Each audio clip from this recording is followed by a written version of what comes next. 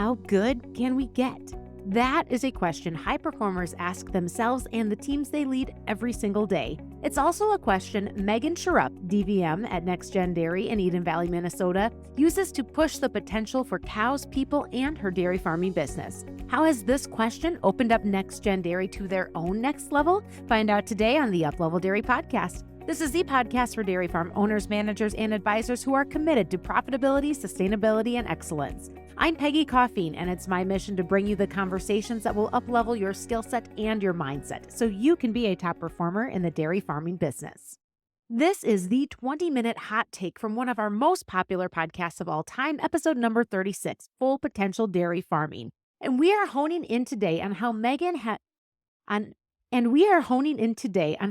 says this question, how good can we get, drives a culture of excellence among people, data-driven decision-making to enhance transition, nutrition, and repro, and what she believes is possible for NexGen Dairy. This episode is part of the High Performance Mindset series powered by Nedap.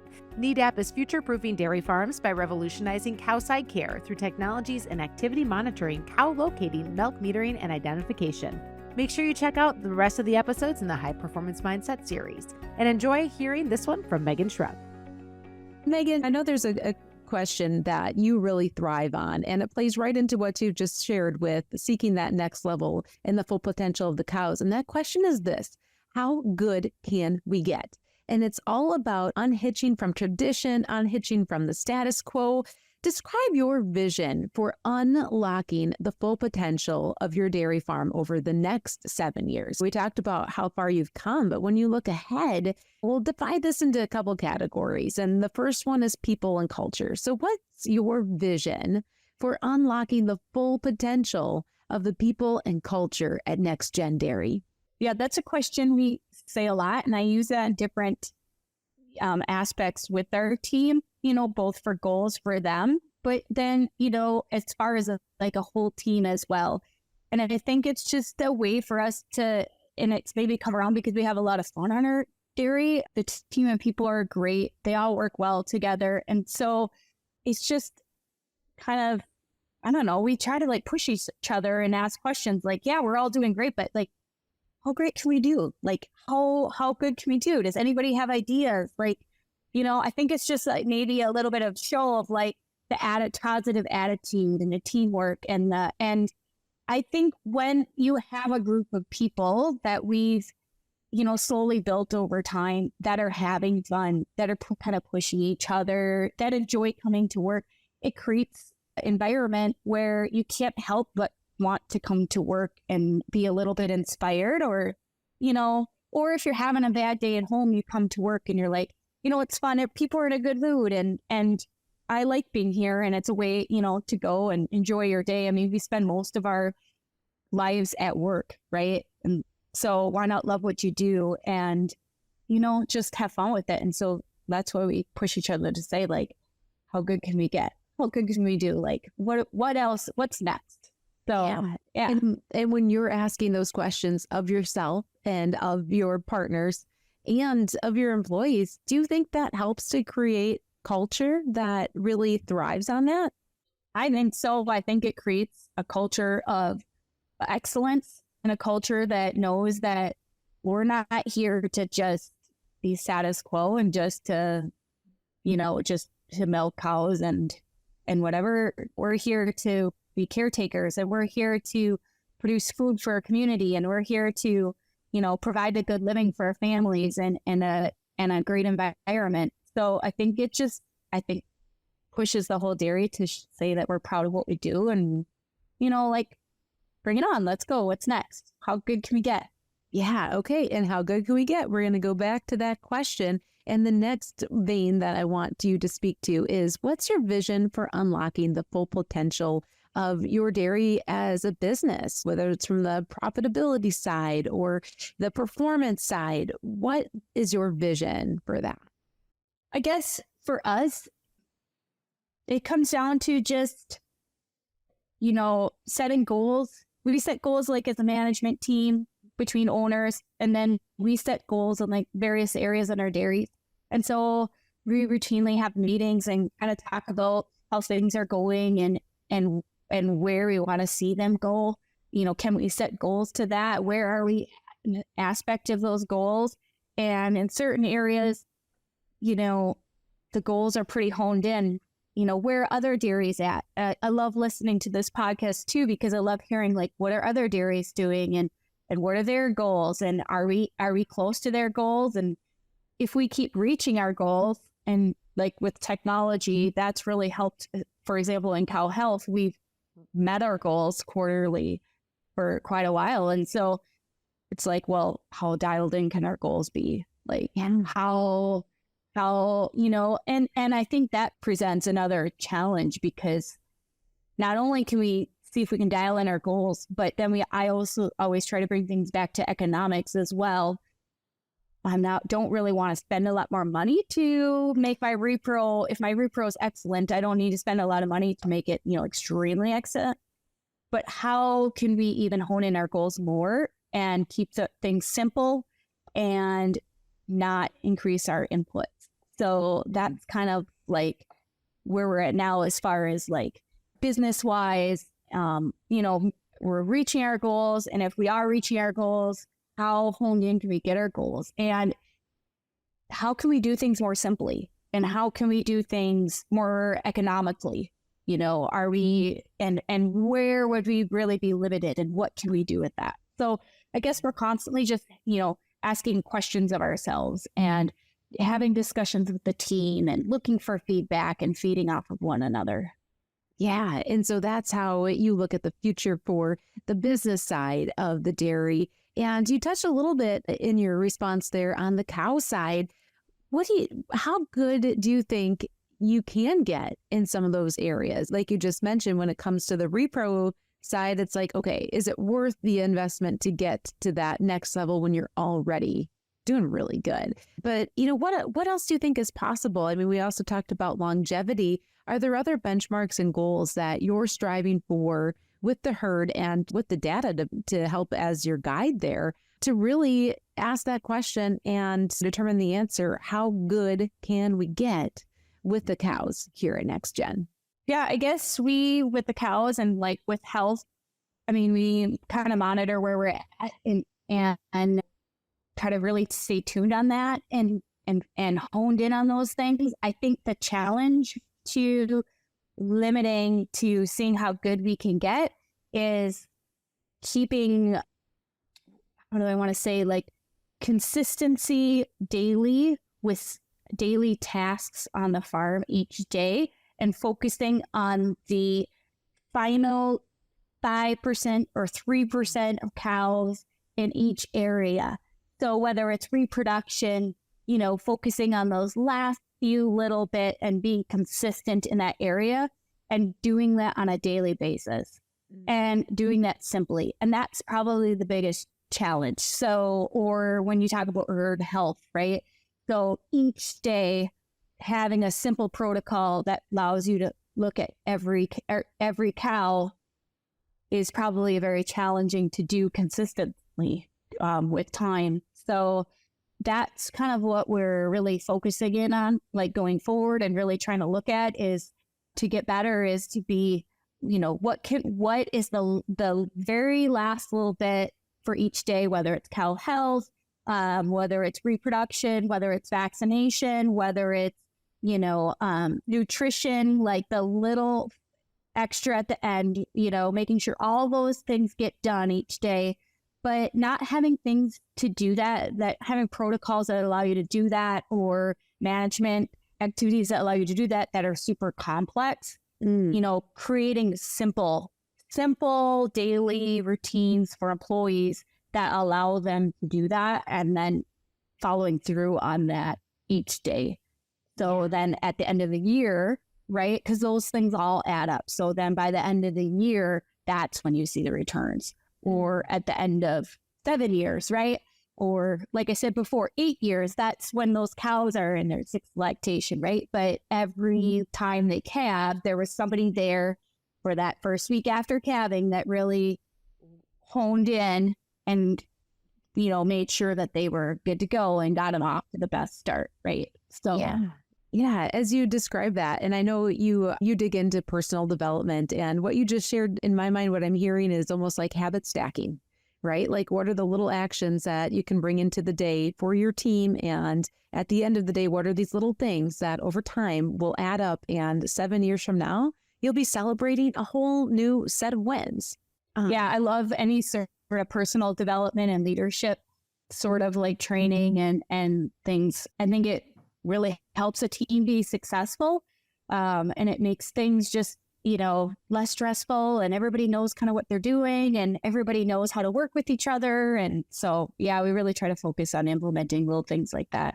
For you, Megan, reaching that full potential with cows starts with what you alluded to before, and that was really this full circle approach. So what are a couple of areas where you are really digging deeper into data and science to uncover some of these opportunities to reach that goal of herd longevity? Sure. So most definitely, it's kind of how I would approach like our herd and say our dairy. And those areas would be like, if we think of like actual circles, would be more of like, one would be our transition period, moving then in through reproduction, and then moving in through nutrition. And so those are maybe my 3 areas where I heavily really try to focus in. And our goal really is to keep that circle tight. Do we try to maximize each of those areas and have a really tight circle? And we try to do that with data, with, our great employees, but then being able to use the data to do that. So, for example, in our transition area, we would focus on, like I mentioned before, like each cow, having them calve and take off into lactation the best as possible. So focusing on data as far as like eating time and rumination time on those first critical days. So we can then maximize the start to the lactation and peak milk. So we would focus on that.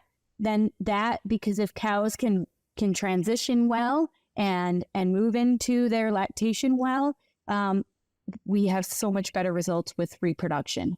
So the key with transition allows me to jump right into reproduction and gives me a great head start as far as like efficient reproduction, and making sure that our days in milk then are a little bit tighter and we're honed in.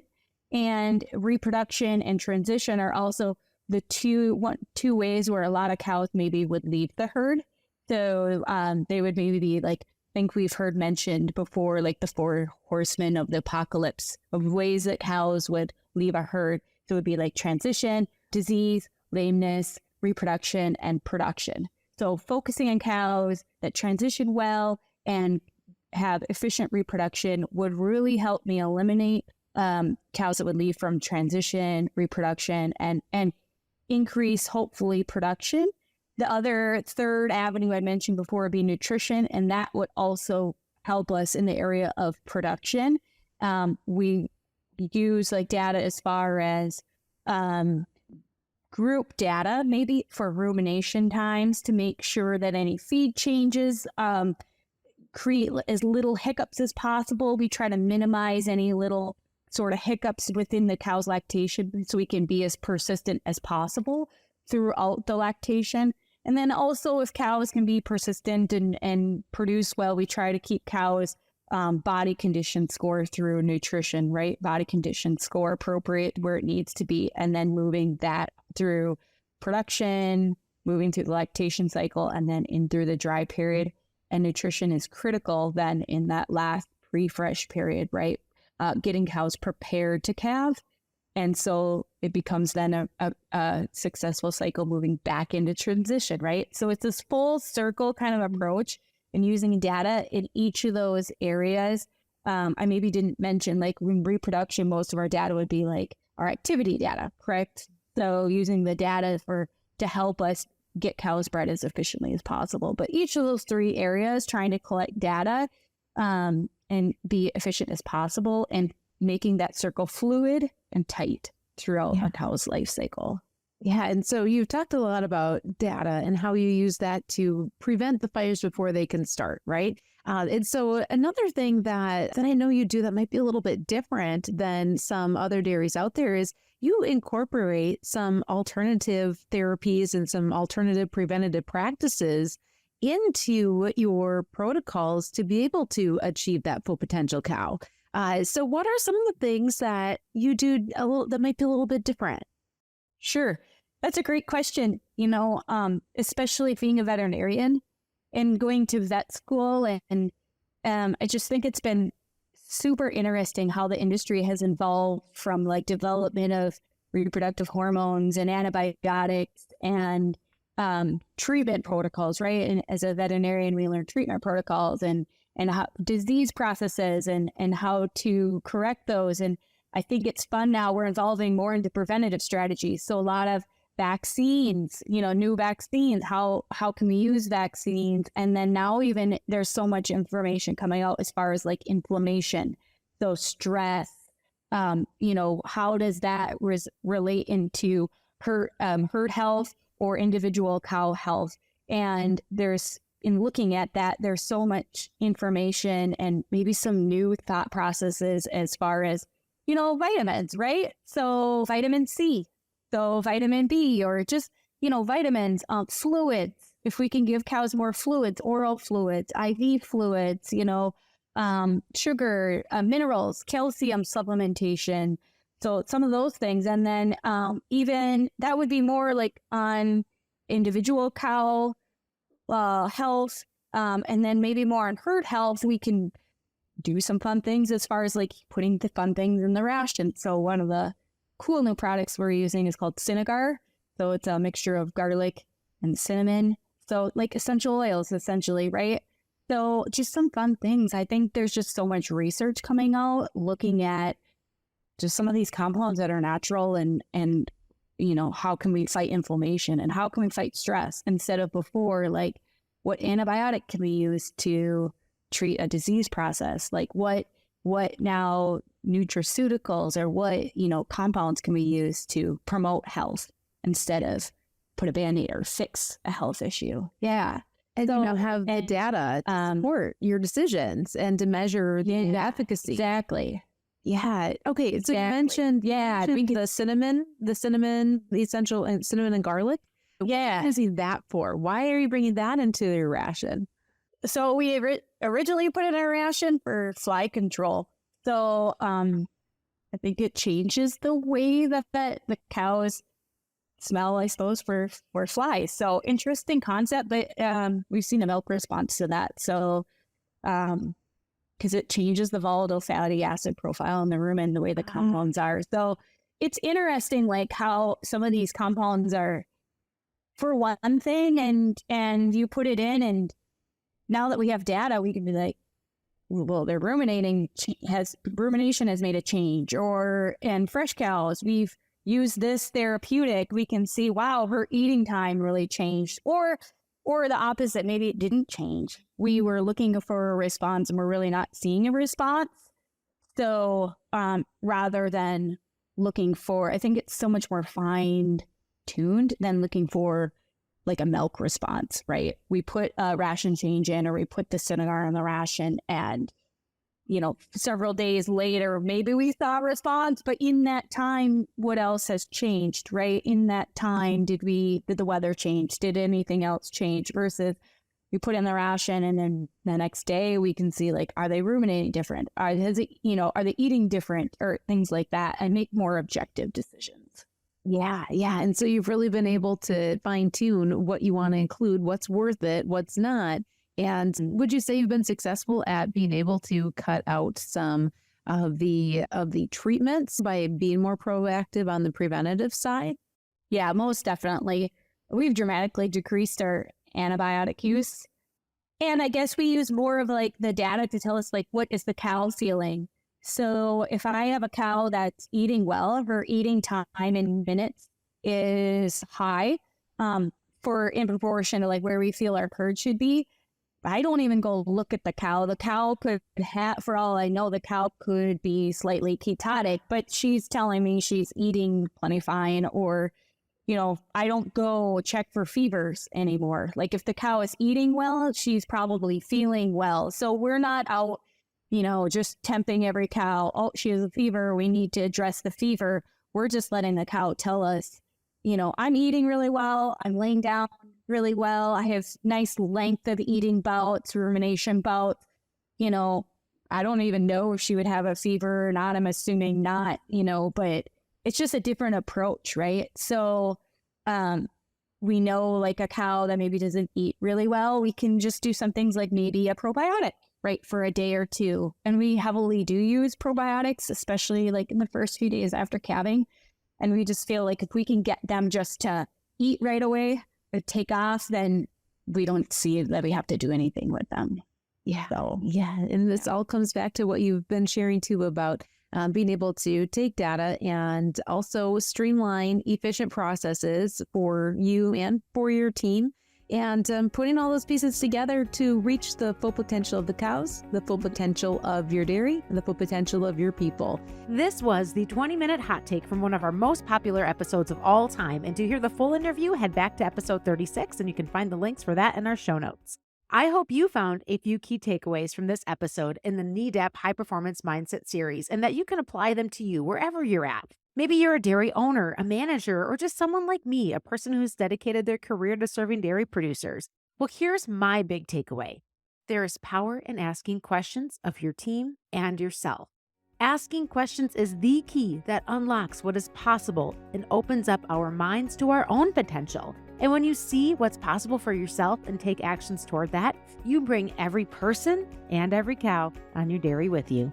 I'm Peggy Coffeen, and thank you for listening to the Up Level Dairy Podcast.